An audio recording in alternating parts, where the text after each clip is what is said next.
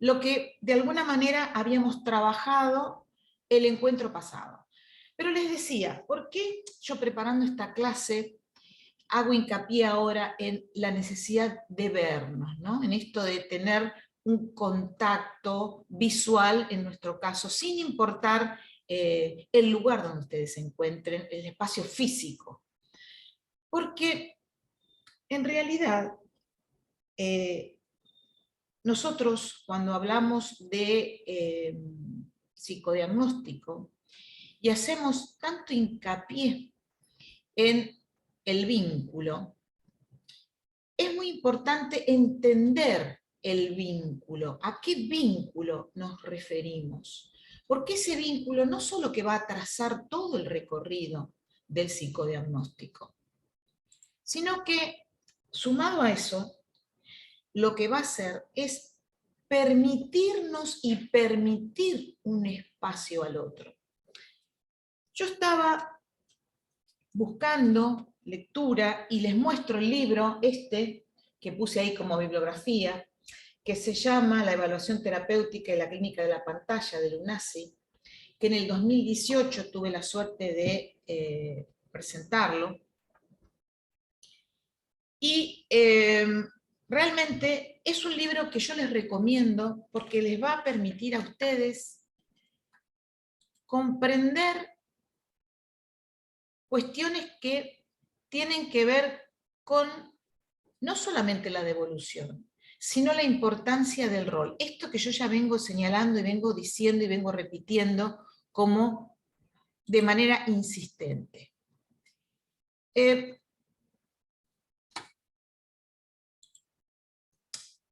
concepto que nosotros de alguna manera vamos a poder digerir y vamos a tratar, aunque sea de ver un espacio de un caso clínico, porque saben que es difícil a veces poder compartir por este medio todo un caso, porque cuando uno lo quiere escanear no sale exactamente bien, bueno, es todo un tema.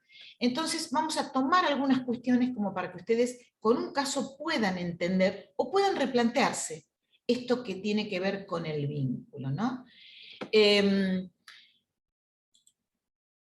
concepto de la clínica de la pantalla implica que nosotros sabemos que autores como Hammer, ¿no? Y esto lo cita Lunasi, dicen que existen operaciones justamente intermedias entre los dibujos y las fuerzas que lo determinan, ¿no? O sea, cuando la persona dibuja, plasma un dibujo cualquiera, no estoy hablando específicamente de algunos, sino de las gráficas en general, pone, ¿sí?, en evidencia procesos que tienen realmente una direccionalidad muy similar a la que gobiernan, ¿sí?, los procesos oníricos, las estructuras de las fantasías y los desplazamientos somáticos. Esto lo decía Hammer hace ya bastante tiempo, ¿no? Allá lejos y hace tiempo, dice el dicho. Entonces, fíjense qué importante, ¿no?, que estamos hablando de estas operaciones que existen en los gráficos, que también uno puede desplazarlas a lo verbal, ¿no? ¿Qué pasa cuando uno, por ejemplo, evalúa el desiderativo? O no evalúa, sino lo administra, ¿no? ¿Y qué hablar cuando administramos Roya? Todos estos encuentros que nosotros tenemos perfilados, que nosotros tenemos diagramados, que nosotros tenemos establecidos, van a dar lugar a una potencia generadora de salud que se va a poner en evidencia en esos encuentros. Al decir de Ethel Casero, ¿sí?, una colega muy, digamos, investigadora, muy profunda en sus trabajos, ella venía de la filosofía y ha hecho muchísimas investigaciones respecto de Roger, respecto de Bender, respecto de los gráficos en general, de todo el psicodiagnóstico, hablaba de el encuentro del psicodiagnóstico va a dar lugar como una potencialidad a aquellas, vamos a decir, características que definen la salud y que permiten la salud. O sea, y esto un poco remite a lo que siempre decimos, no siempre estamos viendo patología.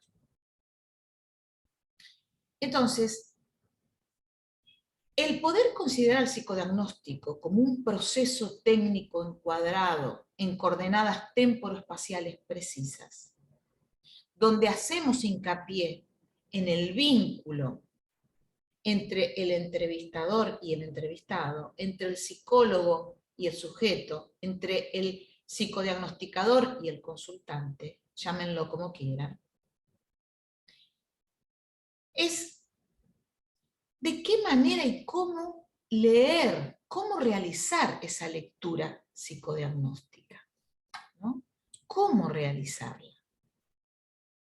Porque para leer, en realidad, no alcanza con ver el material. Es necesario profundizar, es necesario ir y venir, es necesario, por eso el registro total, decíamos en la entrevista, ¿no? De aquellas cuestiones que tienen que ver con lo observado en un determinado momento, ¿no? O sea, poder ir y venir, releer, ligar eso que de alguna manera estamos viendo con aquello que escuchamos. Entonces, sí, podemos leer texto dentro de un contexto. No basta solo pensar que tengo toda esa información, la miro y ya está, se acaba.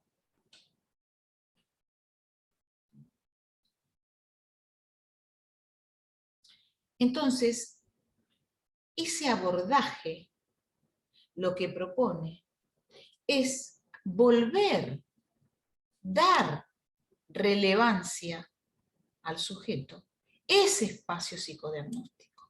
Es decir, hacerle un lugar. Un lugar. Yo les decía la vez pasada, ustedes van a hacer una práctica, van a hacer una administración, van a llevar a cabo un proceso psicodiagnóstico. Previo a ese proceso psicodiagnóstico, ustedes se están capacitando y se están preparando.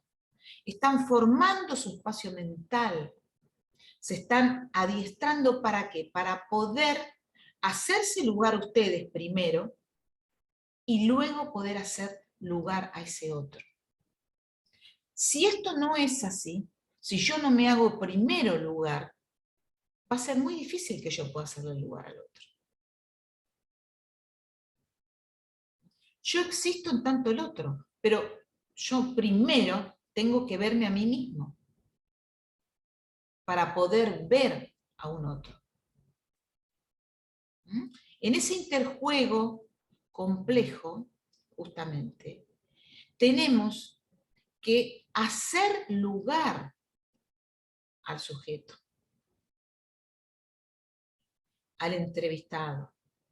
Y esto implica justamente que este espacio que nosotros hemos diseñado, que vamos a establecer, este contexto que le ofrecemos, ¿sí? Va a estar configurado por el discurso y toda la producción del sujeto. Pero realmente para que esto suceda, yo tengo que partir de la idea de hacerle lugar.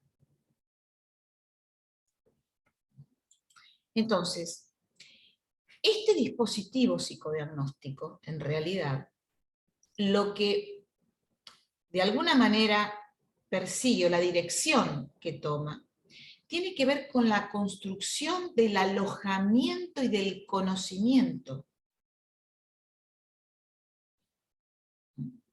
de la identidad del sujeto, que es muy distinto o que se diferencia ¿a qué? justamente a desestimar el lugar de pasaje, ¿no? Que sea un espacio de anonimato, un espacio donde no hay lugar. Eso no queremos.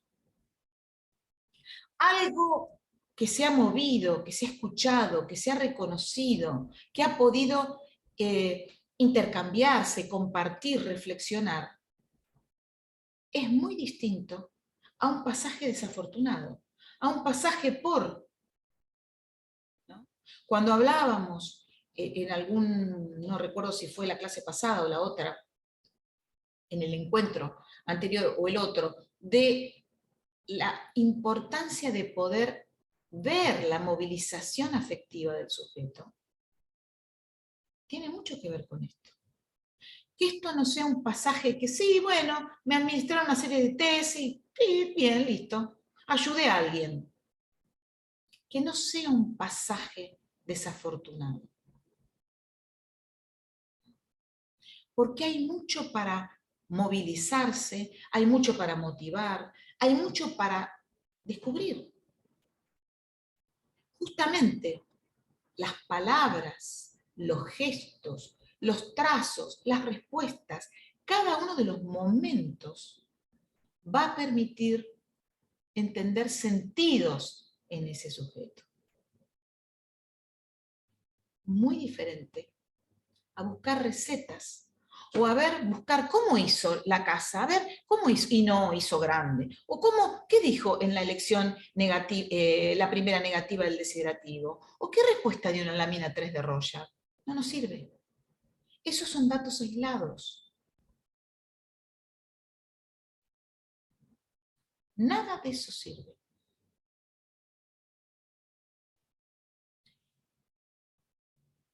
Entender el texto dentro de un contexto es un trabajo que requiere, primeramente, una previa formación. Y luego, justamente, ese encuentro que, como decíamos hace un rato, va a permitir esa potencialidad de salud que hay. ¿Vamos a poder verla? ¿Vamos a poder rescatarla? Ese es un tema que tendremos que trabajar con ese material.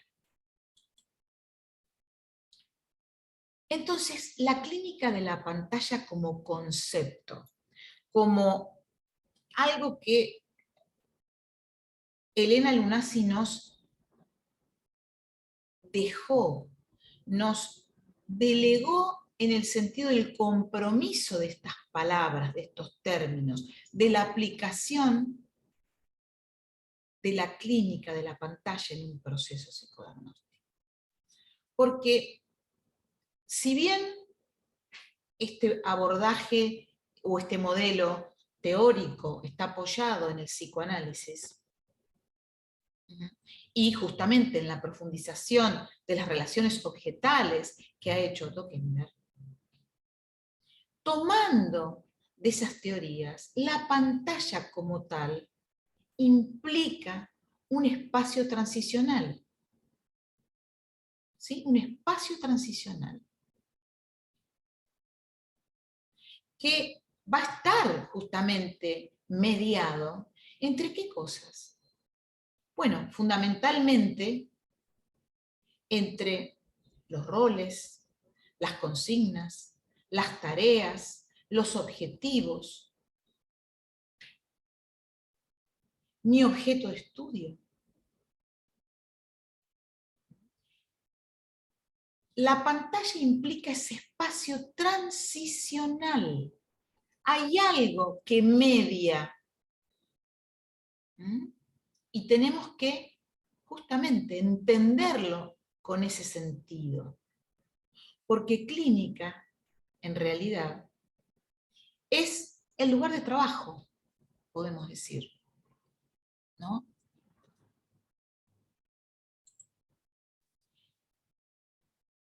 Clínica, en realidad, lo que de alguna manera para nosotros representa, más allá del lugar de trabajo, implica su uso, podríamos decir, psicoterapéutico, ¿no? Porque nos permite en ese encuentro maximizar la oportunidad, ¿no? Entonces, realmente, cuando uno dice clínica de la pantalla, en realidad decimos la pantalla como un espacio transicional que nos va a permitir, por medio de actividades y de una cierta dinámica, ¿sí?, poder justamente generar un lugar de trabajo. Un lugar de trabajo para maximizar la oportunidad de que el sujeto pueda mostrarse y nosotros poder verlo. Esa situación de, vamos a decir, de trabajo, ¿no?, que la clínica nos permite, la clínica como un concepto amplio, no la clínica como hospital, ¿sí? Por favor entiéndanme, la clínica en un sentido amplio, la que define nuestra situación de trabajo, ¿sí? Y ahí, justamente, podemos pensar, dicho por Lunasi, esta clínica de la pantalla que va a estar definida en 3C, o con 3C. Uno tiene que ver con la colaboración, otro tiene que ver con la continencia, y otro tiene que ver con la confidencialidad. Colaboración, continencia, confidencialidad. Esto implica el vínculo clínico. ¿Sí? El vínculo clínico. Acá hay una convergencia, podemos decir, metodológica, que lo que va a permitir justamente es utilizar nuestros recursos técnicos para que esto suceda. Y esos recursos técnicos, ¿se acuerdan cuáles son?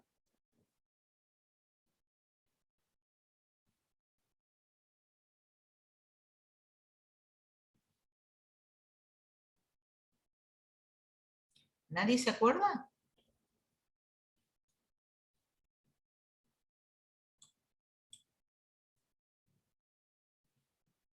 ¿Cuáles son los recursos técnicos que utilizamos en un proceso psicodiagnóstico, pero fundamentalmente en una entrevista? ¿Cuáles son?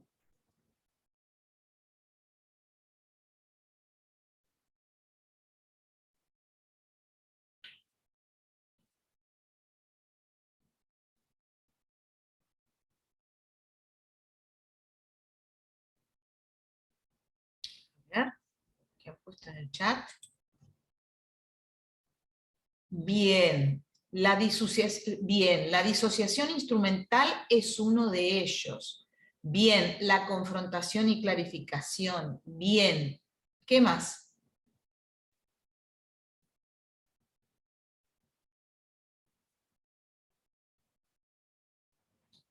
Si ustedes miran el Power, ahí está.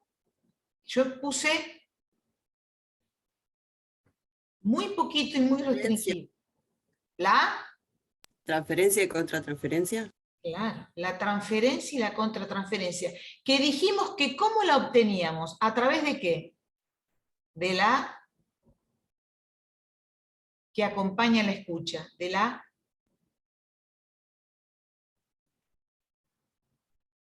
¿La tensión flotante? de la observación. De la observación. ¿Sí? O sea, nosotros dijimos que la observación va a permitir acceder a la transferencia y la contratransferencia. Y dijimos que la escucha va a requerir una atención, justamente como vos decís, Laura, libremente flotante. Estos recursos son los que van a permitir, estos recursos técnicos que yo no los puse todos acá, que tienen que aprenderlo, que tienen que saberlo ustedes, son los que van a permitir el establecimiento de ese vínculo clínico. La colaboración, la continencia, la confidencialidad.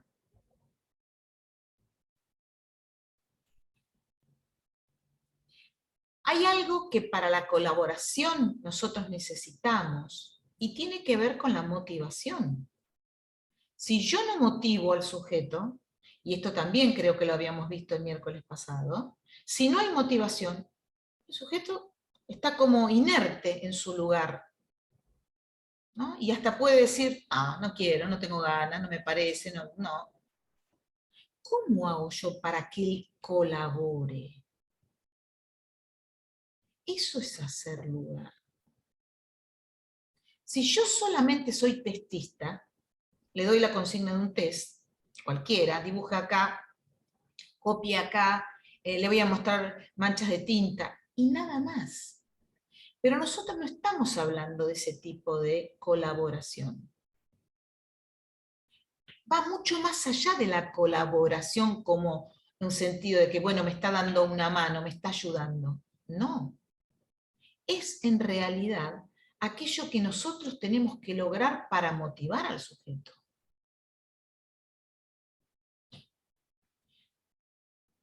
Motivarlo implica también contenerlo, ¿no? ¿Por qué? Porque yo tengo que permitir que él pueda mostrarse tal cual es. Por ahí más inhibido, por ahí más extrovertido, por ahí más reticente, por ahí más resistente, por ahí más rígido, por ahí más abierto. Yo tengo que poder contener. Si yo contengo, le estoy dando esa posibilidad de despliegue. Pero para contenerlo también tengo que garantizarle la confidencialidad.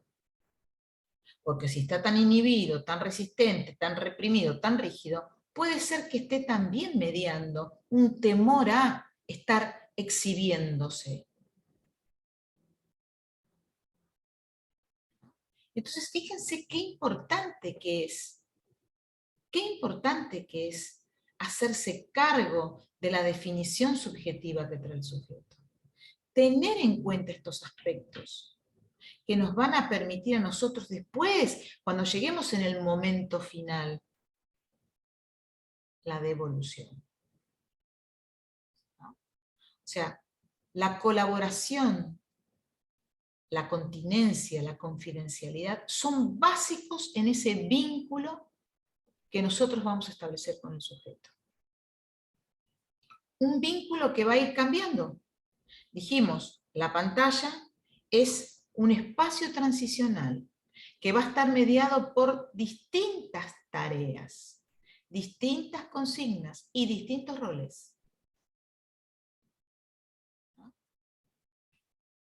Los recursos técnicos nuestros los vamos a tener siempre a mano. Mucho más para la entrevista, pero nos sirve para todo el proceso psicodiagnóstico. Ni hablar la disociación instrumental, ni hablar la observación, ni hablar la escucha. ¿No?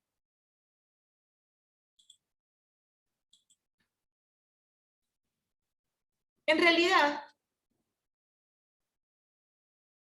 Pierre Olanier decía que no se puede pretender que ninguna imagen sea el único espejo, y que el conjunto de las miradas de los otros por él investidos le proponga las piezas de un rompecabezas que él es el único capaz de armar.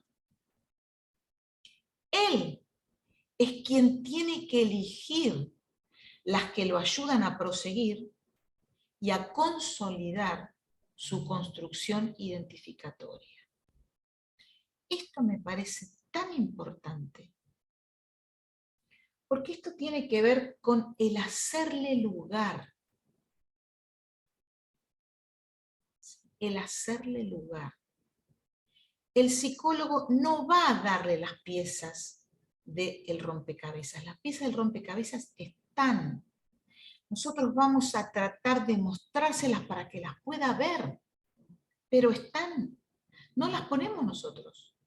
Él tiene que poder elegir cuáles puede, con cuáles puede armar su vida, cuáles puede dejar, cuáles puede renunciar o postergar. Eso va a permitir consolidar su estructura. No lo que yo le diga como oráculo, no lo que yo le diga o que él quiere escuchar, ¿no? Entonces, fíjense qué interesante, porque están los otros. Acá, la mirada de los otros juega un papel muy importante. A veces los sujetos llegan diciendo, bueno, mis amigos dicen que soy, pero ¿usted cómo se ve? ¿Usted qué dice al respecto? ¿A usted qué le parece? A veces se logran rasgos de identidad por los otros, por las miradas de los otros. No por lo que uno verdaderamente es o siente o quiere o puede. ¿No? Entonces, el poder en la devolución acercarle esas herramientas para que el sujeto pueda tener una nueva lectura de su situación. Para que diga, bueno, yo tengo A, B, C, D, E. A ver, ¿cómo lo puedo armar? ¿Cómo puedo relacionarlo? ¿Cómo puedo vivir con esto?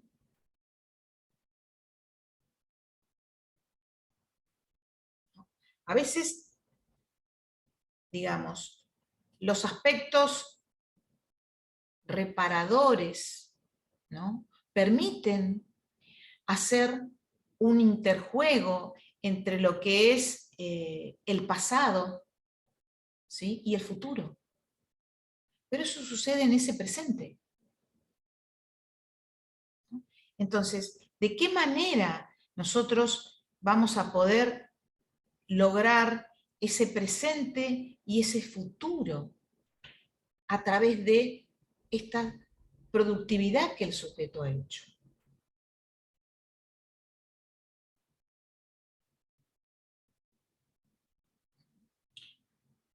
La devolución es un momento en el cual se pone en evidencia ese lugar que le hicimos al sujeto. O sea, esto primero que les dije, la construcción, ¿sí?, que va a permitir el alojamiento, el estar y el conocimiento,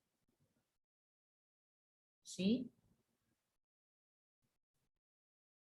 No está este sujeto siendo un cualquiera, un don nadie, sin un lugar, no. Le estamos construyendo su lugar. Le permitimos con él construir su lugar. Obviamente que nosotros solos no. Por eso es importante, vuelvo otra vez, a que se pregunte en la entrevista inicial, porque ese es un espacio que van a construir juntos, el entrevistador y el entrevistado. Es importante que se pregunte algo de sí mismo. Es muy importante.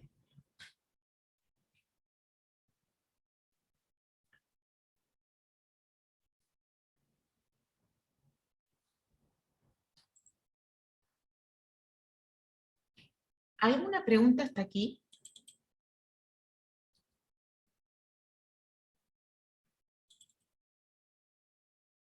¿Entienden a qué apunto?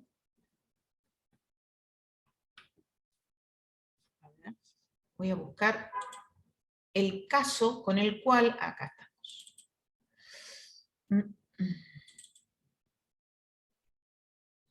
El caso,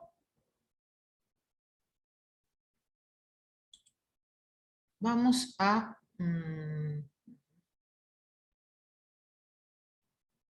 vamos a dejarlo todavía en incógnita, porque quiero leerles la entrevista para luego entonces empezar a mostrarles algo, ¿sí? En realidad, a ver, no es que les voy a leer toda la entrevista, porque sería muy largo, pero resumidamente vamos a tomar algunos aspectos, ¿sí? Como para que ustedes puedan entender. Este es un sujeto que fue administrado por un compañero de ustedes en otros años, hace muchos años, hace aproximadamente unos, diría casi 13 años, o sea, quiero que lo vean porque las cuestiones socioculturales han cambiado y mucho en 13 años, entonces quiero que traten de mirarlo desde ese punto de vista que fue administrado hace mucho tiempo atrás, fue un sujeto voluntario, de nombre le vamos a poner Martín, ¿sí? Y con una edad de 40 años. Bueno, le dice el entrevistador, bueno Martín, como yo te había dicho ayer, cuando te pregunté si querías participar, vamos a hacer distintas tareas, vamos a tener 3 o 4 encuentros, vamos a dibujar, a jugar un poco con la imaginación, y también te voy a hacer una pequeña devolución sobre lo que hicimos juntos. ¿Estás de acuerdo? Vuelve a reiterar la consigna. Sí, me gusta, dice Martín. Bueno, para empezar, me gustaría que me hables de vos, así te puedo conocer. Empieza. Mi vida es larga. Fui huérfano de padre a los 4 años. Hace 36 años murió mi viejo. Mi vieja tenía 26, 22 cuando me tuvo a mí, y se casó con el primer novio que había tenido, porque cuando se enteró que enviudó, la vino a buscar y se casaron. Para mí, él es mi papá. Tengo un hermano de ese matrimonio. Pasé por 3 apellidos. El de mi papá biológico, que por problemas con su DNI mi mamá me anotó con el de ella, y cuando se casó con este hombre me reconoció y me cambié a su apellido. Vos me dijiste que todo lo que hablemos y hagamos acá iba a ser confidencial, ¿no? Le dice Martín a la entrevistadora. Sí, no tengas ningún problema en decir todo lo que quieras, que lo que hablemos va a quedar entre nosotros. Por eso incluso yo tampoco anoté tu apellido. Vos sentite libre de hablar de lo que tengas ganas, de lo que te parezca. Bueno, dice Martín, entonces te voy a contar algo. Que por ahí ya te diste cuenta. Soy gay. Le recriminé a mi vieja mi estado, porque viví con muchas mujeres y me vestía de mujer. Jugaba a cosas de nenas y nunca me dijeron, Martín, eso no se hace, vos sos nene, eso es de nena. Sin saber que eso me iba a hacer mal, hace como un gesto. A los 11 años me violaron, y qué lástima que ese hombre murió, porque tendría que haber seguido sufriendo en vida. Fue un vecino que tenía como unos 65 años. Ahí interviene el entrevistador y dice, cuando me dijiste que jugabas a cosas de nenas y nadie te decía que no lo hagas, ¿por qué eso te iba a hacer mal? ¿A qué te referías con mal? A que la pelota es de varón y las muñecas de mujer. Igual, hasta los 18 años, fui consciente de que estaba todo bien con mi mundo gay. Hice sacrificios, fui a santos para que me sacaran de ese mundo, porque yo no quería. Dios creó varón y mujer, no un tercer sexo. Mi mamá se enteró de mi violación porque lo conté y estuve con médicos también. Después de unos años, mi mamá también supo mi condición y me dijo 3 frases muy sabias que cambiaron mi vida. Que ya lo sabía porque era mi madre, y mejor que ella nadie me conocía. Que prefería que la gente diga, ahí va Norma, la mamá del puto, y no la mamá del chorro. Y que si era mi elección, que sea feliz, pero que me cuide. ¿Supo tu condición porque vos se lo contaste? Sí. Ella siempre me decía, Martín, quiero nietos. Y yo un día no podía más y le dije, mira, los nietos esperalos de mi hermano, porque yo soy gay. Y así se lo conté.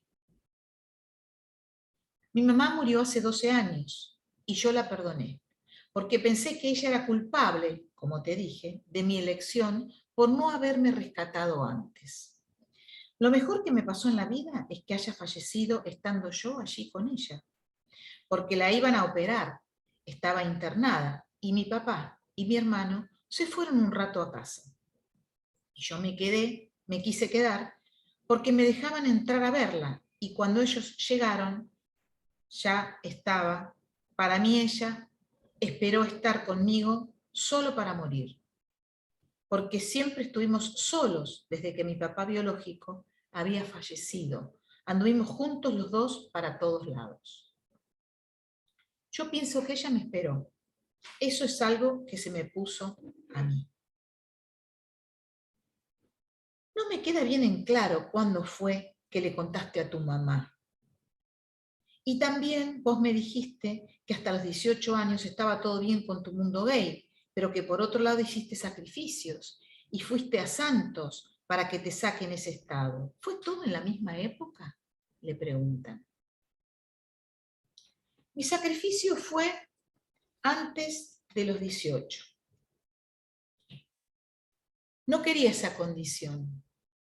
En mi adolescencia, a los 15, le conté a mi mamá y ella falleció cuando yo tenía 28. Esto siempre fue un secreto entre nosotros dos.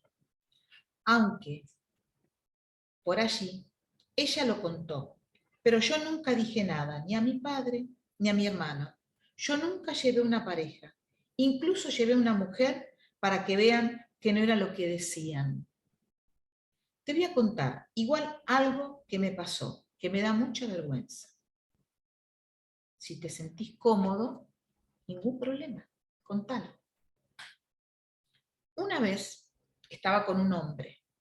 Él me pedía que lleve la filmadora y bueno, éramos 6 en una habitación. Tomamos un poco de más y se grabaron cosas, que no tendrían que haberse grabado.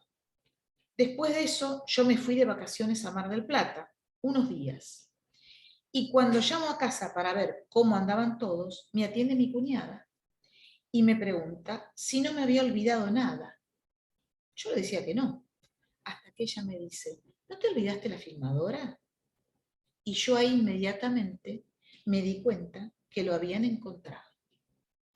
Mi hermano la vio y se la mostró a mi papá y le dijo, mirá lo que hace el puto de tu hijo. Y mi papá le dio una cachetada a él, defendiéndome a mí.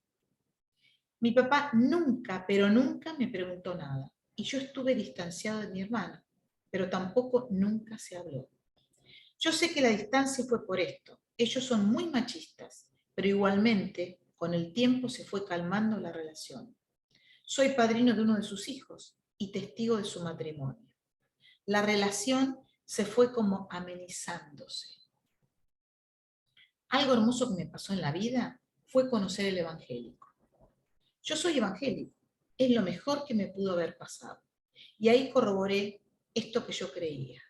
Dios creó hombres y mujeres, no un tercer sexo. No me retraigo porque hago mi vida, digo que soy gay, pero no lo practico. Obvio que hay veces que me doy vuelta para mirar, se ríe. Si bien creo que lo más lindo que creó Dios es la mujer, no estaría con una. Y espero que con un hombre tampoco. Aunque mi sueño es tener un hijo mío. Qué distendido que estoy para contarte todo esto, ¿eh? ¿A qué te referís cuando dijiste, digo que soy gay pero no lo practico? Que no tengo relaciones. Yo a los 18 empecé el evangélico, del 91 al 2001. Estuve sin nada, estaba muy metido en la iglesia. En el 2001, cuando fallece mi vieja, me descarrilo y no fui más, porque puse en la balanza qué pesaba más, si satisfacerme a mí mismo en otras cosas o Dios. Y pesó más satisfacerme a mí en ese momento. Eran cosas que yo quería hacer. Nunca me drogué ni fumé. Hace 3 años que volví al evangélico, con todo. Y así estoy, muy bien. Tengo una vida re linda. Tengo muchísimos amigos, desde los 20 a 65 años. Eso me gusta mucho. Tengo amigos varones, pero muchas más son mujeres. Andan en bombacha y corpiño como si nada delante mío. Y se ríe. Nunca hubiese sido travesti. En mi vida he estado sentado con gente muy poderosa, como por ejemplo con el embajador de Malasia, en el Sheraton, o en el evangélico. Eso creo que es porque yo me adapto a todo. Soy un payaso. Justamente el 18 voy al hospital de niños a divertirlos un poco. Es el lugar que amo con el corazón. Soy sociable, muy celoso de todo. ¿Qué quiere decir con celoso? ¿Por qué? Bueno, a ver, más de la gente que quiero, obviamente soy celoso, pero de todo. Si vos mañana haces esto que vas a hacer conmigo y yo me entero, me va a remolestar. Después, si venís de vuelta a pedirme algo, te voy a decir, no, anda con el otro.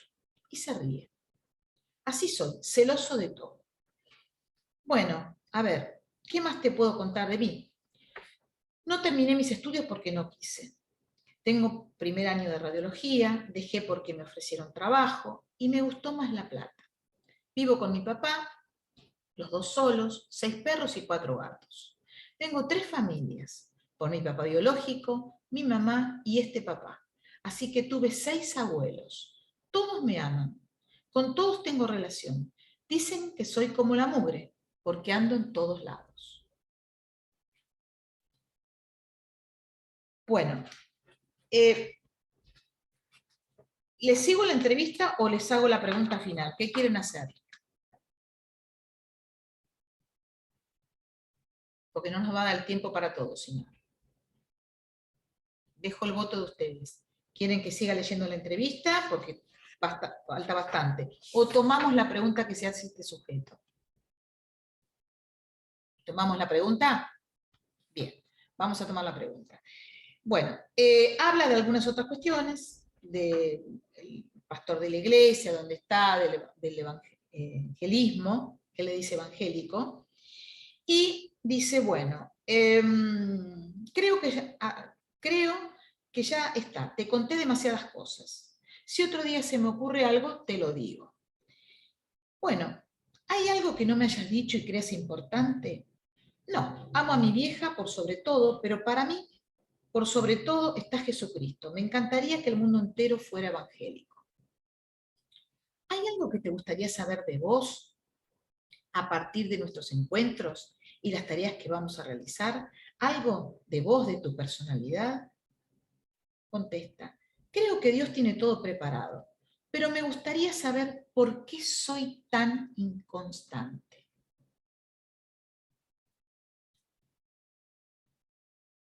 ¿A qué te referís con inconstante? A que me tienen que meter en una carretilla y llevar para que ande. Bueno, si no estás muy cansado, vamos a seguir trabajando. Ahí se termina la entrevista. Este sujeto pregunta justamente, ¿por qué es inconstante? Esta es una pregunta clave que habría que haberla justamente recortado en su espacio, en su discurso, para entender que es inconstante para él. ¿Sí? ¿Por qué? Porque él dice, cuando se le pregunta a qué te referís, dice, a que me tienen que meter en una carretilla y llevar para que ande. Y eso, en realidad, no refiere a inconstante. refiere a una cierta pasividad, a un dejarse llevar. Entonces, acá lo que habría que haber hecho es, a ver, contame, ¿cuándo te ves inconstante? ¿En qué situación te ves inconstante? Contame la última vez en la que vos estuviste inconstante o te sentiste inconstante.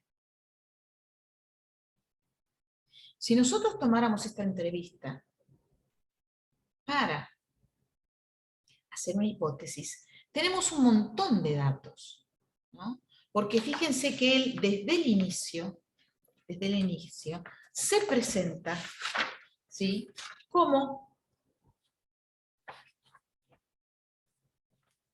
una persona que tiene 3 apellidos.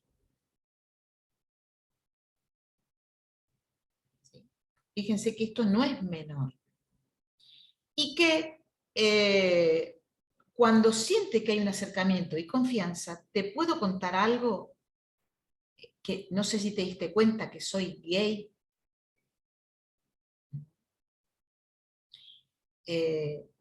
Evidentemente, estas situaciones a nosotros nos permiten ir tomando hipótesis, pero además hay otra cuestión que tiene que ver con ¿qué observaron ustedes? ¿Había un hilo constante en su discurso? ¿Qué había?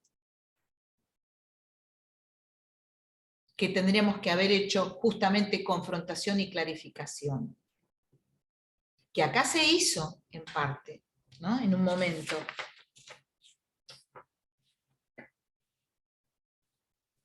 Sí, por ahí tal vez es una cuestión de esto que mencionabas vos, de bueno, los 3 apellidos, esta cuestión de la identidad, ¿no? Es como que hay algo ahí con la identidad, me parece, porque es como que por un lado él se asume gay, pero por otro lado lo niega. Digamos, es como que el hilo conductor, me parece a mí, ¿no? A lo largo de toda la entrevista va por el lado de la identidad. ¿Con Sin quién duda siente alguna. la familia? Digamos, es como me parece a mí. Sin duda alguna que la identidad acá es algo que se pone en la superficie, pero hay una situación que también no se consideró porque el entrevistador no lo retomó, que fue la violación. Fíjense que cuando él relata la violación, dice a los 11 años me violaron y qué lástima que ese hombre murió. El entrevistador le sale preguntando, cuando me dijiste que jugabas a cosas de nena, ¿no? O sea, evita esa situación que hubiese sido justamente algo para darle lugar, ¿no? Más adelante, También, sí por hay una ejemplo, confrontación. Sí. Que en una parte él dice que no lo aceptan como es, digamos, como que se oculta o eso, y por otro lado todos los aman y lo aceptan, digamos, hay una contradicción ahí en el relato también. Exactamente. Y además, fíjense que él se identifica con la mugre, porque la mugre está en todos lados, ¿no? O sea, acá obviamente que la identidad, las identificaciones, la construcción de esa identidad se pone en evidencia porque además nos tocó un sujeto que pone en palabras estas situaciones, ¿sí? Pone en palabras. Cuando el entrevistador confronta, porque le dice, no me queda claro cuándo fue que le contaste a tu mamá y también como me dijiste, ¿no? Esa situación, que él habla de su condición antes de los 18 y demás, fue la única vez, podemos decir, que usó la confrontación, pero en este tipo de entrevistas, donde hay contradicciones, uno tiene que apelar a la confrontación permanentemente para poder deslindar.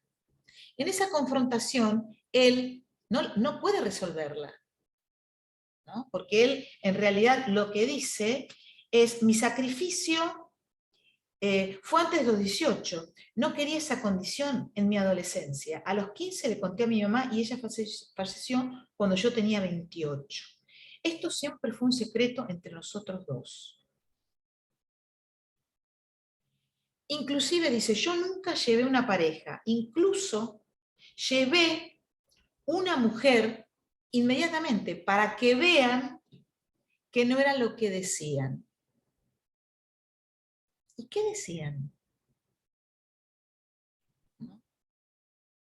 O sea, hay un montón de partes en los que la confrontación hubiese permitido esto, ¿no?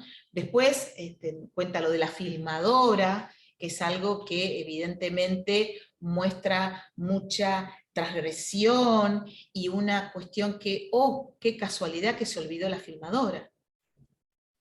Sí, eso fue un fallido tremendo. Claro, claro, exactamente, qué casualidad.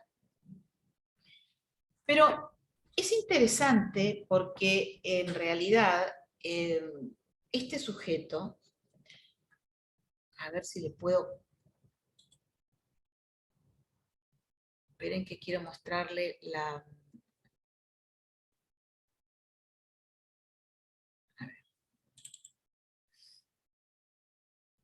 el Bender. A ver, ¿lo ven ahí? Este es el Bender 2. Todavía no, profe, no se ve. ¿No se ve? A ver. Es un tema esto para poder ver. No. A ver. Es un tema para poder...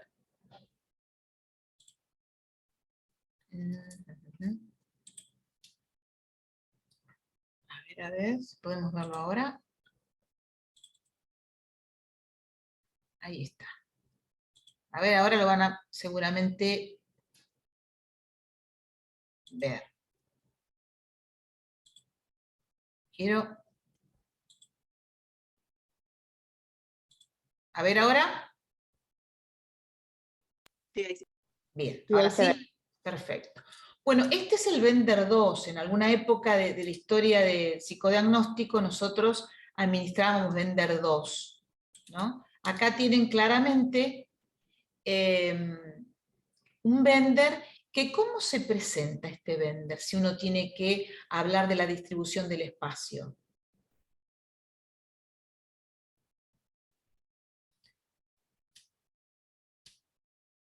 Como Y como que el emplazamiento tira más para la izquierda, ¿no? Que para la derecha, por ejemplo. Sí, pero si seguimos el orden de las figuras, hay un intento de un cierto control, pero fíjense que no hay logros, eh, digamos, como por ejemplo acá, esta figura tan fálica, este encuentro, ¿no? Esta otra, hay algunos que están más remarcados, ¿sí? Pero digamos que copia las figuras, ¿sí? Vamos a ver si me permite mostrarles, bueno, esta es la persona de puesto, esperen que, no, ya me voy, a ver si puedo. Es muy difícil para mí. A ver. Vamos a la casa, a ver si puedo mostrarles la casa.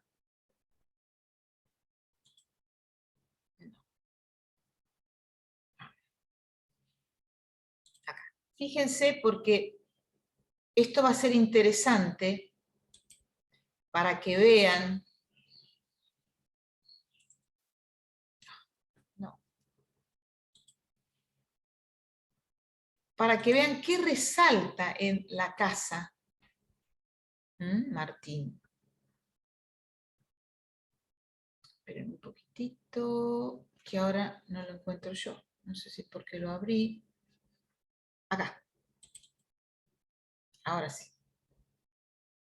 Ahora sí. Fíjense, ¿qué observan?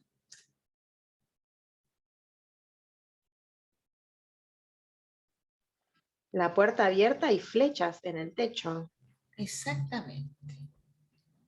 La puerta está abierta, fíjense, los trazos quedan abiertos, ¿sí? Hay muchos trazos abiertos, no hay continuidad, podemos decir.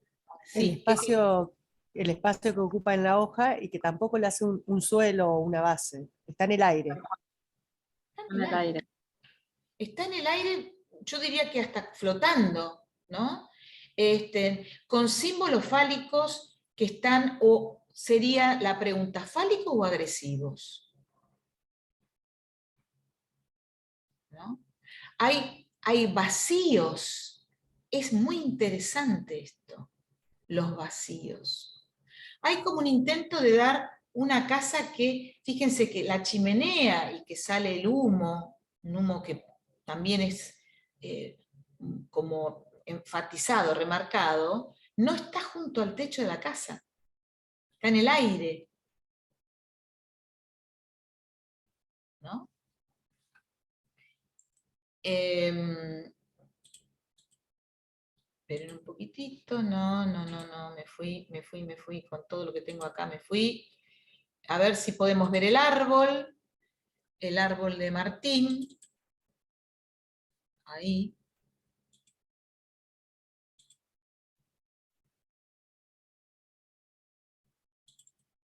¿Ahí lo ven? Sí. Fíjense que es un árbol cuya copa, ¿no?, tiene casi tomado el tronco, ¿no? O sea, hoy hablábamos de esto de dar sentidos, ¿no? Esto que tiene que ver con justamente el trazo, el dibujo. Fíjense el yo cómo está. El tronco implica esa fortaleza yoica, ¿no? Cómo está débil, débil.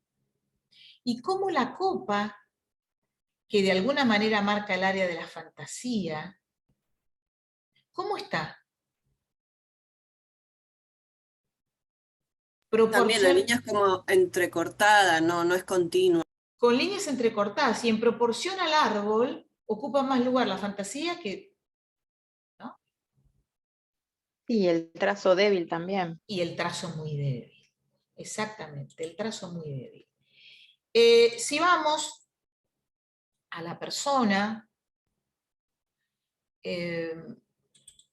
vamos a ver que la persona